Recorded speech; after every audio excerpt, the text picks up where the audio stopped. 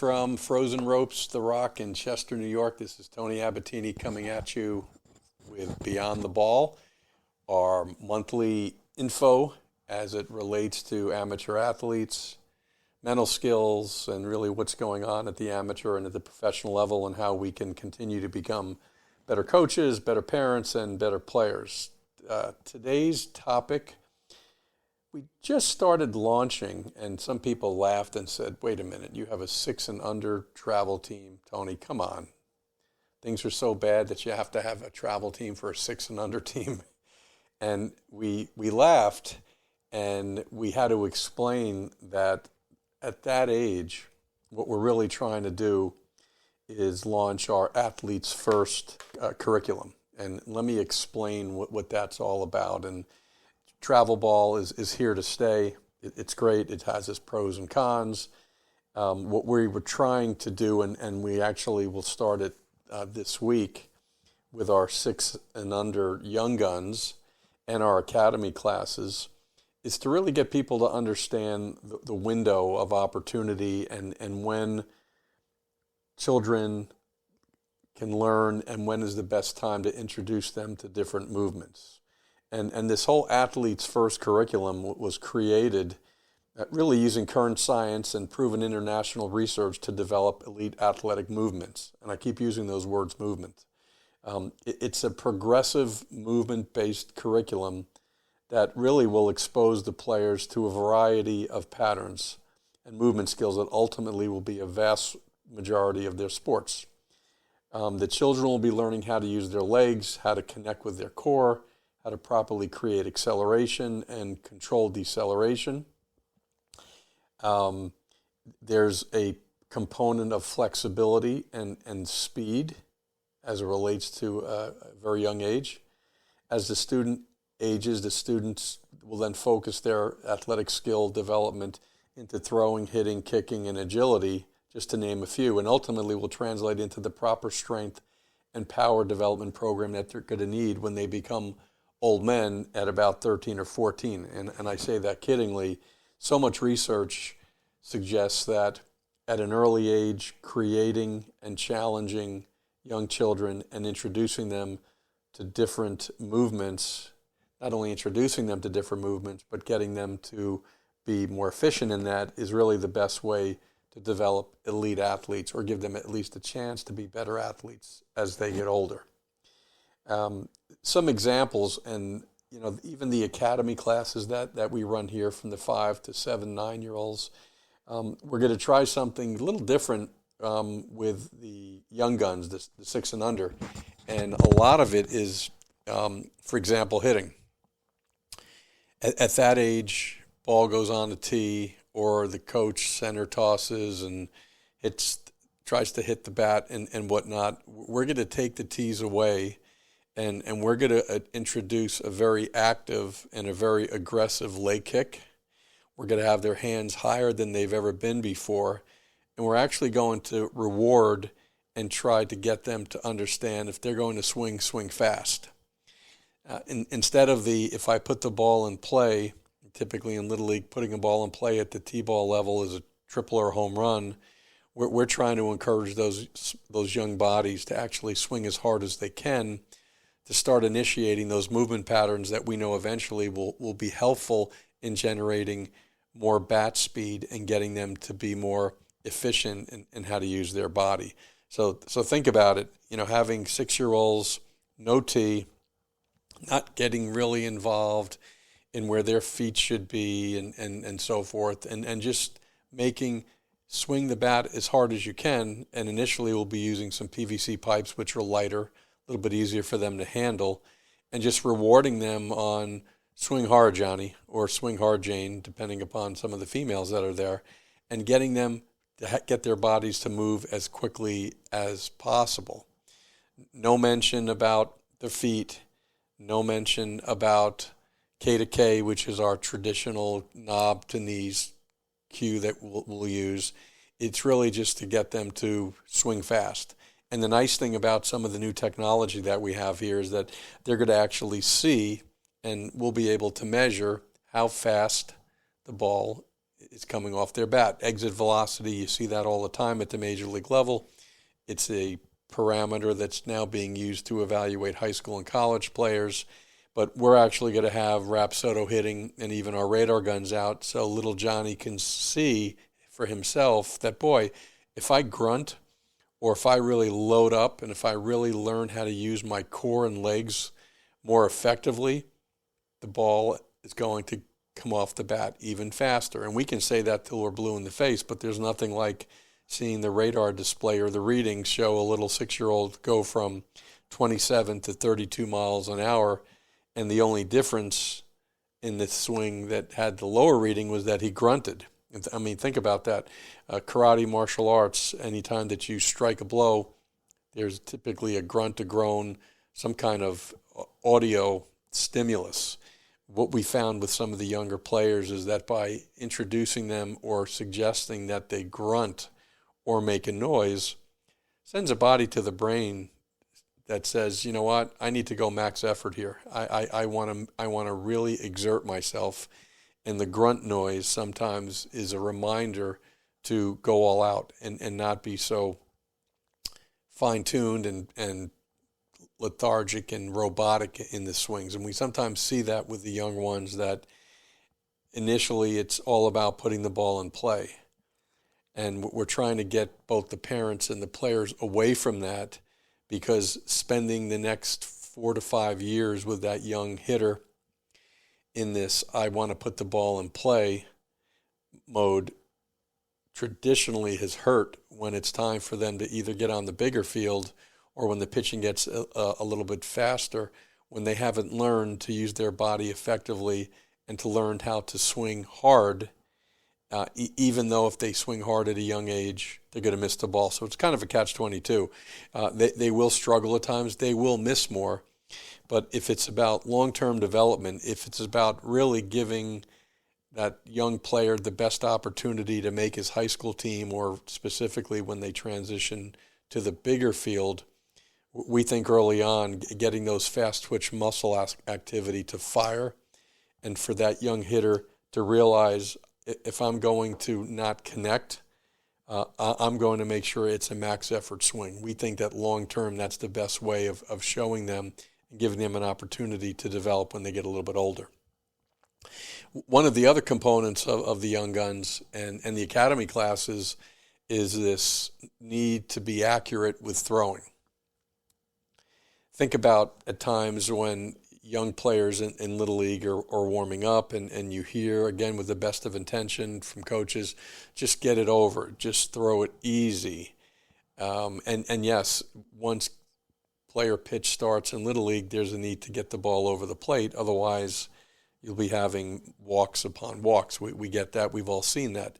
The challenge sometimes, or what's hurting athletic development, is that at that 5 to 9 age, really getting them to understand to move their body, specifically their arm, as quickly as possible. And it's very difficult to increase arm speed and at the same time tell that youngster to throw strikes. It becomes problematic as they get older, where they're very good at aiming the ball, and you'll see typically the youngster who has spent too much time being preoccupied with throwing strikes, you'll see a lower depressed elbow. You won't see a lot of lower half rotation. You'll see rarely any shoulder tilt or scap loading, right? These movement patterns that become red flags if they don't have them as they get on the bigger field, because throwing strikes has become the priority, because that has been their intention. So with the young ones, believe it or not, no target, no sense of, we don't really care where the ball goes. We want you to throw the ball as hard as you can. And we also know that distance equals velocity, that if you take a 5-year-old, and this gets back to some good advice in the backyard as parents are having a catch with their son or daughter. Yes, warm-up is important, and we'll talk about different ways of warming up. I think traditional static stretching and the gym class back in the 80s way of getting players loose, I don't think is the best way in developing these elite movements that we're trying to grow. But just getting them to throw it as far as they can. Because when you ask a 6-year-old to throw the ball as far as they can, their bodies change, right? The intention to throw harder now becomes the priority. And now all of a sudden, the arm speed, that's not there when you're having a catch from 20 or 30 feet away. The momentum, the need to step into your throw, the need to use the glove side of your body to help rotate the shoulders, the need to have a real follow-through and finish. Those are things that many times gets taken away when you're asking them to throw and have a catch. So I challenge the parents that when you're having a catch with your son or daughter in the backyard, get far enough where they can't reach you. And they'll say, well, Dad, I can't reach you. That's okay. Do the best that you can, because just that distance alone, right, will get them to realize I need to really step into this swing. I need to, without you even telling them what to do, right, they're going to have to use their body more efficiently to get the ball there. And it's okay if they put the ball up in an arc. They're certainly not going to be able to throw a ball on a line 100 or 120 feet, which is about as far as you need to be starting when you're having a catch with 6 to 9-year-olds. So yeah, it's okay to arc the ball up in the air. It's okay to even have them grunt.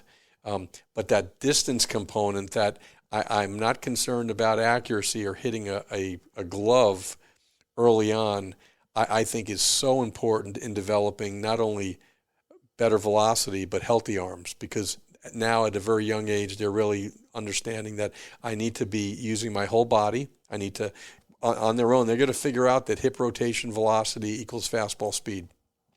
That's a term that you hear all the time with high-level pitching coaches and orthopedic surgeons and physical therapists. Hip rotation velocity equals fastball speed. So the more efficient they can learn how and when to turn their hips prior to ball release, the more effective they're going to be. We'll be back in a few minutes. We'll continue to talk about this Athletes First. We are at Beyond the Ball in Chester, New York. This is Tony Abatini, and we'll take a break. If you're the kind of person that likes to drive a lot and your car is a little older and out of the normal warranty, keep listening. What's going on underneath the hood of your car? If your car is out of warranty, you're at risk of expensive repair bills. Now, for a couple of dollars a day, you can get an extended protection plan for your car. You love your car, so why not give it a little extra care and make sure if something goes wrong, your bank account is safe. Literally, for a couple of dollars a day, you can give yourself peace of mind that you've purchased a top-tier vehicle repair coverage plan. Call the Auto Protection Network right now and ask how you could save an additional $500 on your policy.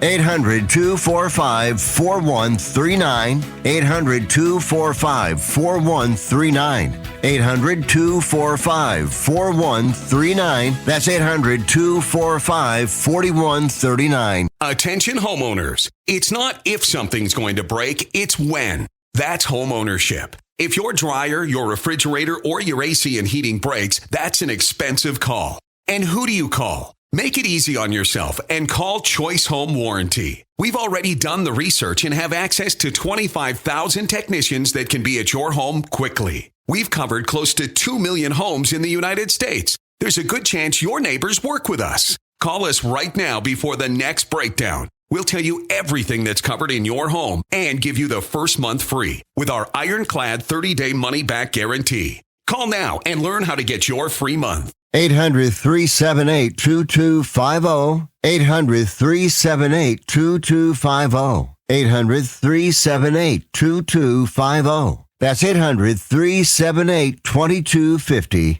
Limitations and exclusions apply. First month free with purchase of single plan. Visit choicehomewarranty.com for more details. Life can be full of risks. One thing you shouldn't take a risk with ever is your family's health insurance. If you're self-employed or you now need affordable health insurance, you need to make this free call right now and see how the Health Insurance Helpline can help you get it. We specialize in helping the self-employed and people just like you that need affordable health insurance to get it. We have short and long-term health insurance plans, and some even cover dental, vision, and prescription drugs. Don't take a risk with your family's health insurance. It's not worth worth it? If you're self-employed or now need affordable health insurance, call right now and learn for free how to get it. Listen, affordable health insurance plans for everyone just like you are a free phone call away. So give us a shout right now. 800-958-5304. 800-958-5304. 800-958-5304. That's 800-958-5304. And we're back with Beyond the Ball. This is Tony Abatini coming from Chester, New York. Discussion today about athletes first. How do we improve or at least think about alternatives with young baseball and softball players? And quite frankly, I think a lot of the players in our academy class and those that are learning about our athletes first curriculum, this is really for every sport. We were talking about throwing and the difference between trying to develop pitching at a young age versus trying to develop long-term arm strength and keeping players healthy when they get onto the bigger field. I think one of the other components with throwing, and we're asked about this all the time, is when is the right time to start throwing different pitches? We all know, we see it on television, the Tommy John surgery, the replacement of the ulnar collateral ligament. More and more young players are having a procedure that really 20, 30 years ago was only designed for old people, defining old as 35 to 40. Now you're seeing 15 to 17-year-olds coming down with tears, micro tears, and then eventually actually having to have the ulnar collateral ligament Tommy John surgery, as it's known, as an option to continue to play. I think there's a lot of reasons for that. Little League certainly is trying as best they can with a pitch count. And I think that's the first step. I think the challenge, though, is that pitch counts are good, but you can have a 10 or 11-year-old in overtime, or as I would call it, in danger by the 25th or 30th pitch, for example, that's way underneath the pitch count guidelines, but they're throwing improperly. I think that's the situation. So the pitch count is one component, but those of you that are looking at high school and even really starting at Little League, you need to just start looking to see what some of these red flags are. And a lot of it starts with the habits that they developed when they were younger, right? Pushing off the rubber. We know now, right, that pushing off the rubber is one of the worst things that you can tell a young player. Right, 9-year-olds should be rotating and peeling off the rubber, not pushing. Throwing is a rotational movement, and the push many times is more of a linear jump, which makes it very difficult for that young player to have hip rotation. Remember before we had that formula, hip rotation velocity equals fastball speed? Well, if the well-intended Little League or high school coach or dad is telling guys to push off the rubber, well, the body can't push and turn at the same time. So even though you're under the pitch count, as Little League guidelines are saying, if right from the beginning you're losing the most efficient part of your throwing, which is backside or hip rotation, you're going to be in trouble. I think the other component gets back to, and think about this one, and I know this always surprises parents when we bring this up, about throwing overhand. Since the beginning of time, we've told players you need to throw overhand. I think it's at a point now where we need to redefine overhand, because we now have a generation of players that are throwing. I mean, think about the clock analogy, throwing at almost 12 o'clock, that their arm is literally so close to their head that in their perspective, they think that's overhand. We now know, with the help of orthopedic surgeons, kinesiologists, physical therapists, that overhand should not be overhand. That if you, again, using the clock analogy, if I'm a right-handed thrower and my arm is up at 12 o'clock, if I bring it down to say 1 or 2 o'clock, which is a little bit lower than being, quote, over the top, that's a more efficient way of throwing. And the reason why it's efficient, without getting into too much details, it now matches the rotation of the shoulders. Right, that as the shoulders start turning and unwinding, and think about pitching or throwing as this ground-based movement that starts with the legs, right? Starts and begins to get stronger with hip rotation. The hip turns the core turns the shoulders, and really the arm is the last thing to unwind or uncoil. Well, the problem is in throwing overhand in this 12 o'clock arm slot, it doesn't match what the shoulders want to do, and that's to be able to turn in more of a horizontal plane. And we've seen more players coming in here that when we ask them to throw sidearm, and we know sidearm is terrible, it's bad. Well, believe it or not, since so many young players are throwing at 12 o'clock and we ask them to throw sidearm, it's exactly the cue that's necessary for them to be throwing in more of this 3/4 arm slot that allows their arm and their shoulders to work together during ball release. And so be careful when you're telling your players, hey, get on top of the ball.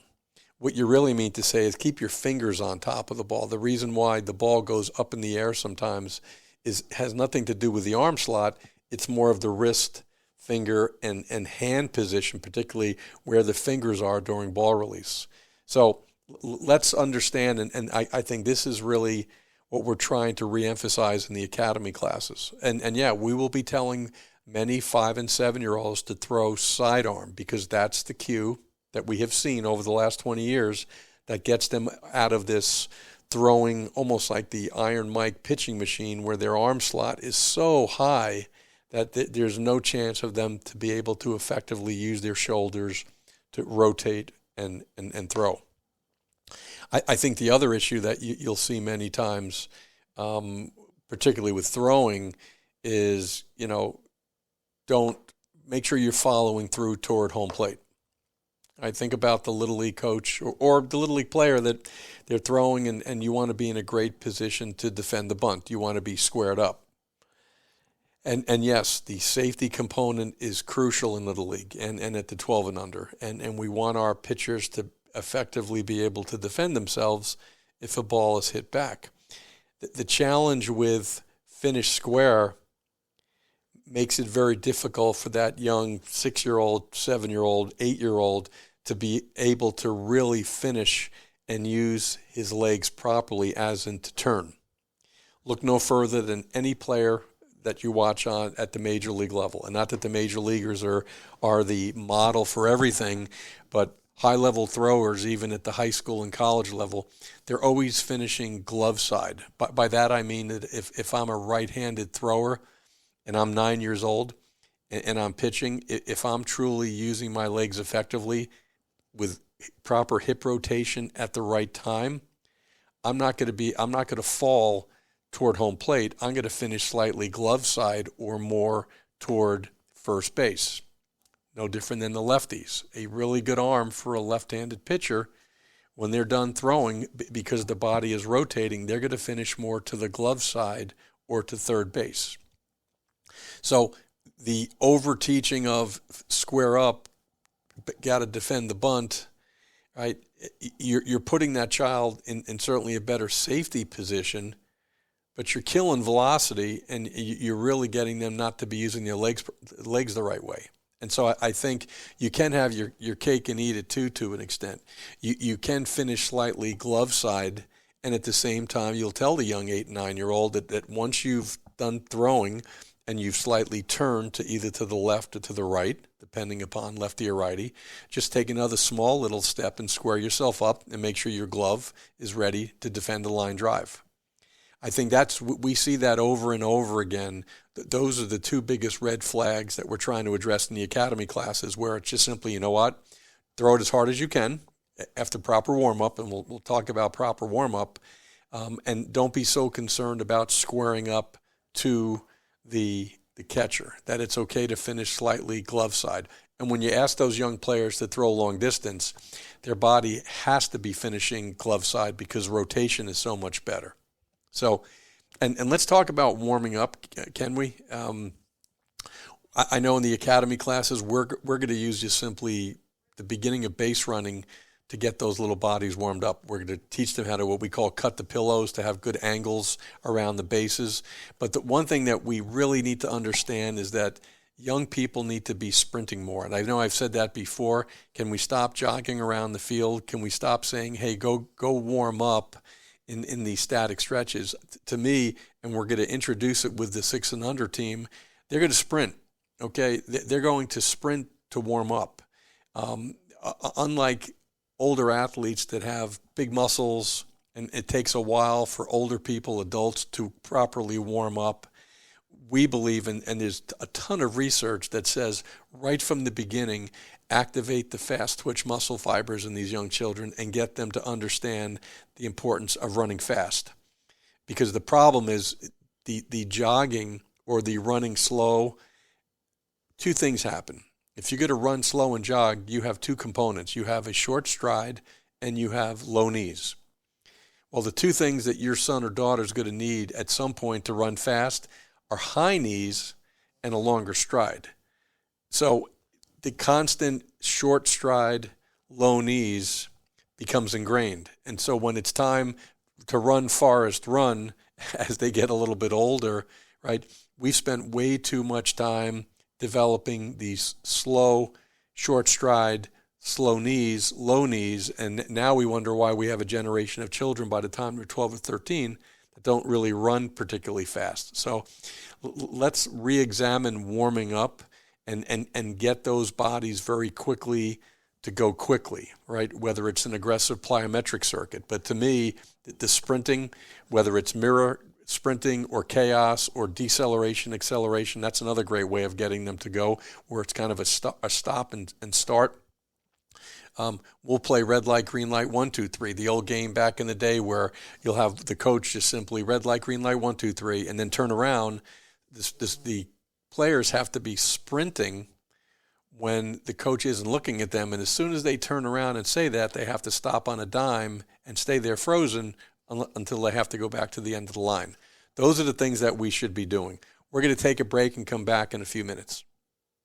Would you like to hear better for as little as 10 cents a day? Now you can with the all-new Audion hearing aids. The average hearing aid lasts about 3 years. Ours, at only $99 a pair, means you're paying as little as 10 cents a day to hear better. And to make things even better, we'll give you a 45-day money-back guarantee. Skip the doctor and get hearing aids delivered straight to your door. We've eliminated all the middlemen to offer you a factory direct price of only $99 a pair. Join over 300,000 people just like you who took advantage of our 45-day trial offer. Now you can hear better too for just 10 cents a day. Call now and order your $99 pair of Audion hearing aids with a 45-day money-back guarantee. Plus, get free 3 to 5 day shipping. 800-268-9943. 800-268-9943. 800-268-9943. That's 800-268-9943. Attention homeowners. It's not if something's going to break, it's when. That's homeownership. If your dryer, your refrigerator, or your AC and heating breaks, that's an expensive call. And who do you call? Make it easy on yourself and call Choice Home Warranty. We've already done the research and have access to 25,000 technicians that can be at your home quickly. We've covered close to 2 million homes in the United States. There's a good chance your neighbors work with us. Call us right now before the next breakdown. We'll tell you everything that's covered in your home and give you the first month free with our ironclad 30-day money-back guarantee. Call now and learn how to get your free month. 800-378-2250. 800-378-2250. 800-378-2250. That's 800-378-2250. Limitations and exclusions apply. First month free with purchase of single plan. Visit choicehomewarranty.com for more details. If you're the kind of person that likes to drive a lot and your car is a little older and out of the normal warranty, keep listening. What's going on underneath the hood of your car? If your car is out of warranty, you're at risk of expensive repair bills. Now, for a couple of dollars a day, you can get an extended protection plan for your car. You love your car, so why not give it a little extra care and make sure if something goes wrong, your bank account is safe. Literally, for a couple of dollars a day, you can give yourself peace of mind that you've purchased a top-tier vehicle repair coverage plan. Call the Auto Protection Network right now and ask how you could save an additional $500 on your policy. 800-245-4139. 800-245-4139. 800-245-4139. That's 800-245-4139. And we are back with Tony Abatini with Beyond the Ball. Topic this week has been on athletic development and what young players should be doing to give them the best opportunity to excel once they get a little bit older.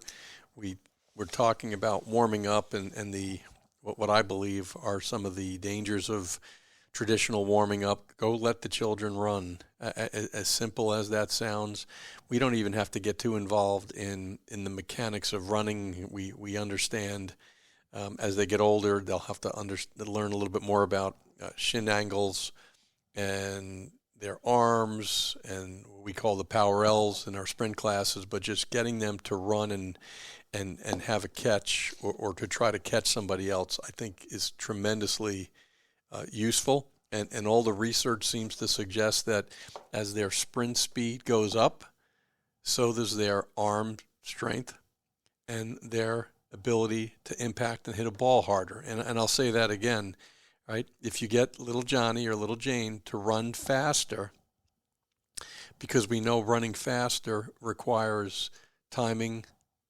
coordination, hamstring, quads, glutes, core, shoulders, all that translates into being a better baseball, softball, or volleyball or basketball player. It really doesn't matter. That seems to be the new go-to, that when in doubt, run. In fact, just this weekend, we haven't used it in a while because of the weeds. We actually weed whacked and have ready for what we're calling is our Hill of Horror. Those of you that have been at the Rock before, we have ledges. We have a lot of inclines up here. And on the mezzanine level going all the way up to the upper level right behind the American flag, we've carved out a 15-foot wide by about 60-foot wide path.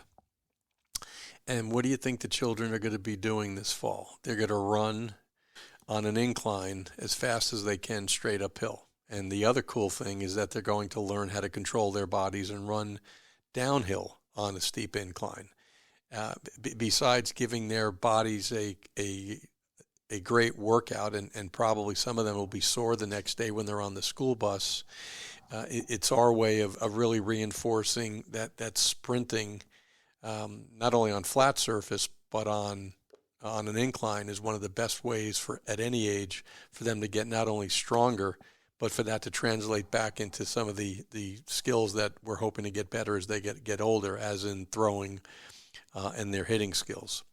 The academy class and group instruction, many times when people come visit us, or I get this question a lot, that individual lessons are better, that the instructor can spend more time one-on-one in kind of a personal curriculum, and working in a group, my son or daughter doesn't get the same level of attention and the same amount of reps that they would in an individual lesson.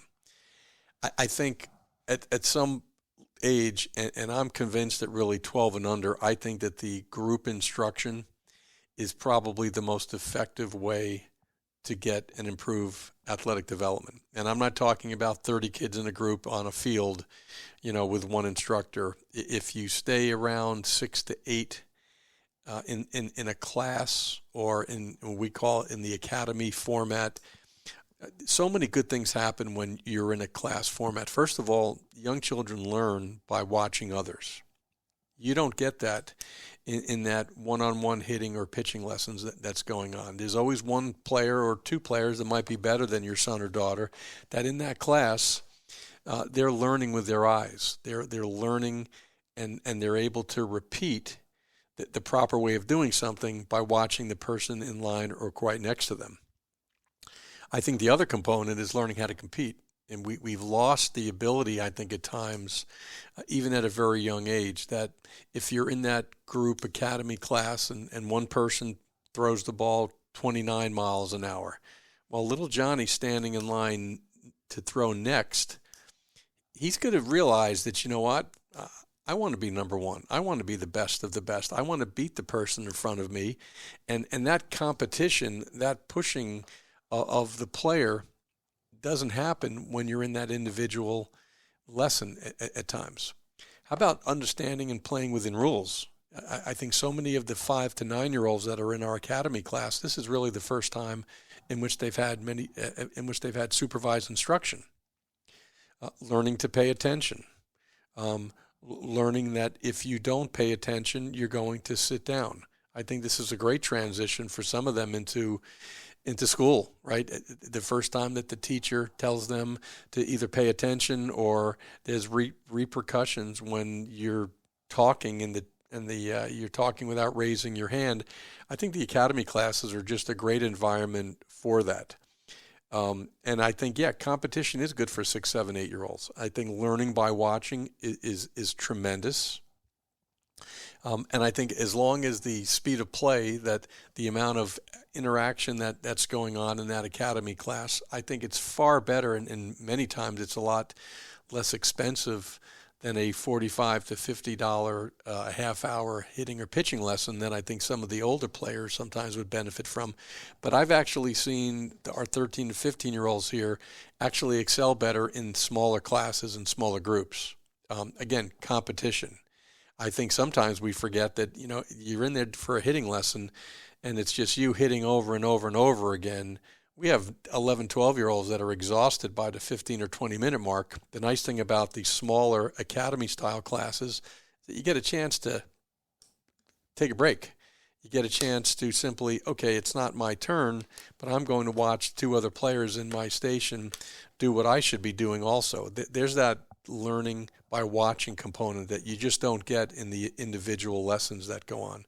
And I love the competition part. I love seeing 6 or 8 young ladies in our pitching academy class that we're working on throwing strikes, we're working on trying to light up the radar gun.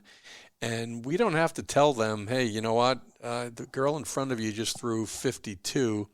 Let's see what you kind of do. That built-in competition, that push, you don't get that in the individual lessons. And again, I'm not discarding all individual lessons. I truly think, though, that for the younger players in particular, the group format where they're with others of comparable age and skill, and they're being pushed, and they're getting an opportunity to learn by watching others, and there's competition that's going on, it's really, I think, one of the best ways and the best format to be able to excel. So think about those of you that are coaching your own children or just in the backyard. Look at the window of opportunity that you have. And again, this isn't about developing and making it an obsession that your son or daughter is going to be, the next major league draft pick coming out of the Hudson Valley, or to be able to play for free at a Division I school. Yes, we want our children to dream big. Yes, we want them to continue to excel, and the sky's the limit. We understand all that. But I think perspective is certainly a big component of how parents need to improve upon. And it really gets back to balance. Academics are really important. Playing other sports, I know I'm on record on many occasions. My 2 children are a perfect example of playing other sports. Yeah, they loved baseball, and Michaela loved softball, but they loved running track. My son Anthony loved gymnastics and the trampoline and the snowboard. I think those are all habits and activities that made him a Division I and professional prospect. Michaela loved running track. She loved running the 100-yard dash. That was always something that was important for her because she learned how to compete, and she needed a little bit of a break, from the softball, high school softball leading right into travel softball to an extent. So I think diversity makes sense. Make sure that you're not giving and allowing no other sport to come into your child's life at this point. I think it's so crucial. Yes, as they get older, 15, 16, they might have to give up one sport. So now instead of being a 3-sport athlete, they're a 2-sport athlete, so they can spend more time either with some high-level training, or they might have to start going and attending college events as it relates to the college recruiting process. But early on, I think it's so crucial for them to just be athletic. And I think that's really the academy classes this year. We're going to bring out the golf clubs. We're going to use the trampoline. Remember back in the day in which in gym classes you would climb ropes? Well, those days are over because of, I believe, liability issues. We're going to climb ropes, and we're going to let those little goofy 6, 7, 8, 9-year-olds not only have fun, but they don't even realize that some of the activities and movements that we're teaching them in this class is going to tremendously benefit them when they, quote, become baseball players at 11 or 12 years old. I think it's just a different way of looking at it, and it requires a little bit of a patience. We had a parent the other day come in and said, well, I just want my son to hit and throw for an hour. And we tried to explain to that parent that if you give us the opportunity and are patient to get your son or daughter to be more athletic, that's going to be more beneficial as they get a little bit older. And I think just sometimes it's educating the parents. The kids love it. I mean, anytime that you can add, almost a rec or gym class or just kind of fun, this is what they used to do back in the neighborhood activity, children love that. I've been doing this long enough. Children don't want to be hitting and pitching for an hour. It's not what they want to do. The parents actually think that it makes sense, but long term, the children are getting bored. And they're not exposing their bodies to different movements and challenging themselves so that the athleticism first that we're trying to build gets addressed. So I think if you're coming to the academy classes or the young guns, you're going to see it. But this is really about hoping that some of the practices and some of the backyard activities change. You have a tremendous opportunity early on at that 4 to 9 age to really make a difference, and without being the lunatic dad or mom like we've all seen, where you're taking the fun and joy out of sports. Just tweak maybe a little bit what they're doing and what you're suggesting them to do. And I know it sounds crazy with throw the ball as far as you can out, well, your backyard's only 100 feet. Well, go to a park and let little Johnny or little Jane throw a ball 120 feet as far as they can. That's something that you will thank them, and you'll maybe thank me at some point. Boy, you know what? We started doing long toss at the age of 8, which now explains why my son or daughter is injury-free and has above average arm strength by the time they get to modified or even at the JV level. We're going to take a break and come back. This is Tony Abatini with Beyond the Ball. Life can be full of risks. One thing you shouldn't take a risk with ever is your family's health insurance. If you're self-employed or you now need affordable health insurance, you need to make this free call right now and see how the Health Insurance Helpline can help you get it. We specialize in helping the self-employed and people just like you that need affordable health insurance to get it. We have short and long-term health insurance plans, and some even cover dental, vision, and prescription drugs. Don't take a risk with your family's health insurance. It's not worth it. If you're self-employed or now need affordable health insurance, call right now and learn for free how to get it. Listen, affordable health insurance plans for everyone just like you are a free phone call away. So give us a shout right now. 800-958-5304. 800-958-5304. 800-958-5304. That's 800-958-5304. Attention homeowners. It's not if something's going to break, it's when. That's homeownership. If your dryer, your refrigerator, or your AC and heating breaks, that's an expensive call. And who do you call? Make it easy on yourself and call Choice Home Warranty. We've already done the research and have access to 25,000 technicians that can be at your home quickly. We've covered close to 2 million homes in the United States. There's a good chance your neighbors work with us. Call us right now before the next breakdown. We'll tell you everything that's covered in your home and give you the first month free with our ironclad 30-day money-back guarantee. Call now and learn how to get your free month. 800-378-2250. 800-378-2250. 800-378-2250. That's 800-378-2250. Limitations and exclusions apply. First month free with purchase of single plan. Visit choicehomewarranty.com for more details. Would you like to hear better for as little as 10 cents a day? Now you can with the all-new Audion hearing aids. The average hearing aid lasts about 3 years. Ours, at only $99 a pair, means you're paying as little as 10 cents a day to hear better. And to make things even better, we'll give you a 45-day money-back guarantee. Skip the doctor and get hearing aids delivered straight to your door. We've eliminated all the middlemen to offer you a factory direct price of only $99 a pair. Join over 300,000 people just like you who took advantage of our 45-day trial offer. Now you can hear better too for just 10 cents a day. Call now and order your $99 pair of Audion hearing aids with a 45-day money-back guarantee. Plus, get free 3 to 5 day shipping. 800-268-9943. 800-268-9943. 800-268-9943. That's 800-268-9943. And we are back for the last segment of Beyond the Ball. This is Tony Abatini coming from you from Chester, New York at Frozen Ropes. Topic of motivation. I love this topic, and so many times we as coaches, as parents, I'm asked constantly by parents and coaches as the best way to motivate today's young athletes. How do I get my son to take more batting practice? What can I do to get my daughter to strength train in the off season? Man, if my kid put in more time into the sport, he'd be or she would be a great prospect. We've all thought that, and we've all seen that before. Here's my perspective and secret formula. You ready for this? Okay. Well, the next time you see your player or child wasting time or being lazy about his sports habit, or for that matter, schoolwork, give him the best piece of motivation ever. Don't. Well, what do you mean don't?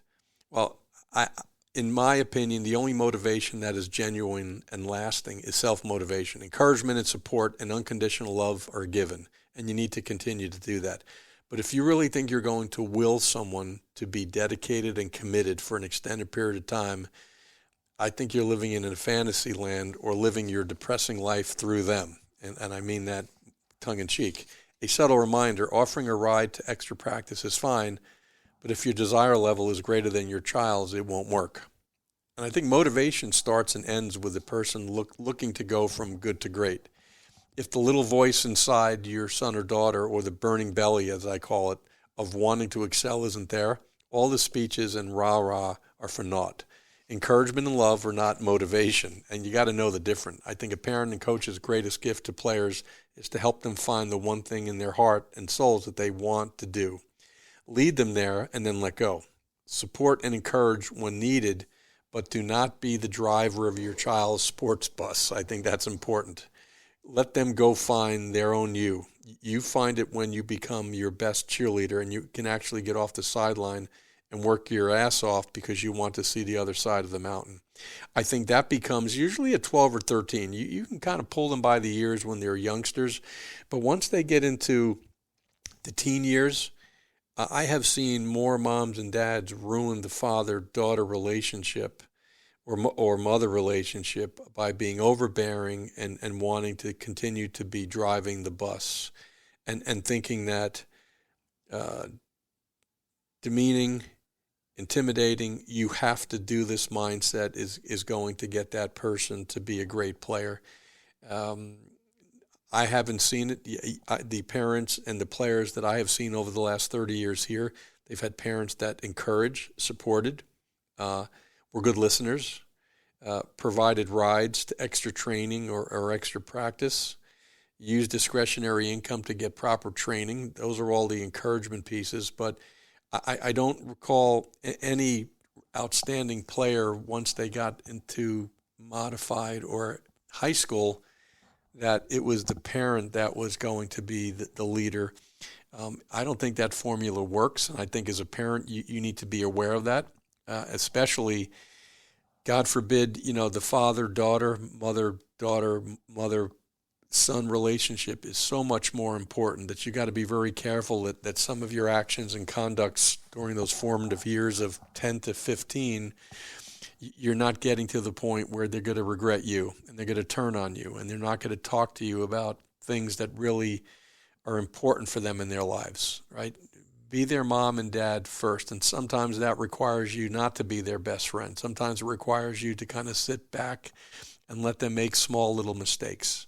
But I think that's important. Motivation, if they truly want to be the best player at Warwick High School or Goshen or Burke, all great accomplishment, all great goals, you've got to explain to them that it's got to start and end with themselves, right? That you are there as the mom or dad to offer, encourage, and pay in many times. But if they're not showing the it's what you do when no one's around that counts mindset, if they can't be doing the push-ups or the sit-ups or getting outside and taking the extra swings, then their motivation doesn't exist. And you coming in thinking that you're going to will them to be a great high school or college player, I think becomes a mistake. Last piece, and kind of a little bit of a trend, social media is here to stay.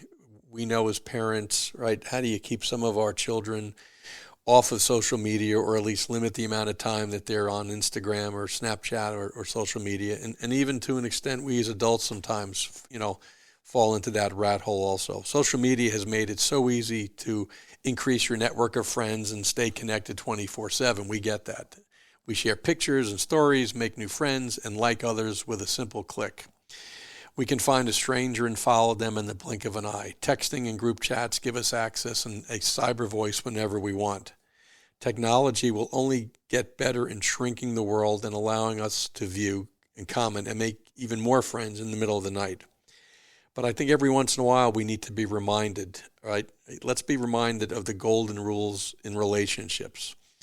If you wouldn't hug this friend in person, then they're not really your friend. If you don't know the color of their eyes, your click friend is not really a flesh friend. If they don't know you're watching their activity or post because you never comment and just stalk from a distance, they're not really in your life. If you saw your cyber connection in the grocery store, you would have at least a 5-minute of real dialogue together to catch up. If you see them and duck into the cereal aisle, they're probably not really your friend. If you were in the hospital or lost a family member, how many within your social network would actually visit, call, or write you a personal card? I think the moral of the story is that the greatest and most powerful way to connect and make someone know how much you care is when you can see your eyes or hear your voice. Let's see if we can all be a little bit better at this weekend by eyes over iPhones.